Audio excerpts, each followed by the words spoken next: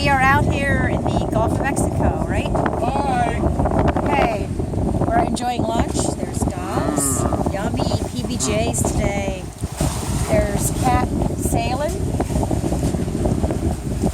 Okay, earlier today we had some pretty choppy waves and some really high winds. We got the boat up to, I guess, 10 knots. 10 knots, and then we scaled back a little bit. And it was quite chilly this morning. It's now finally feeling milder. I'm not freezing anymore. And I'm on my third Dramamine because we did have some chop this morning, but I'm actually feeling a little better. Disadvantage, of course, is the wind is dying down.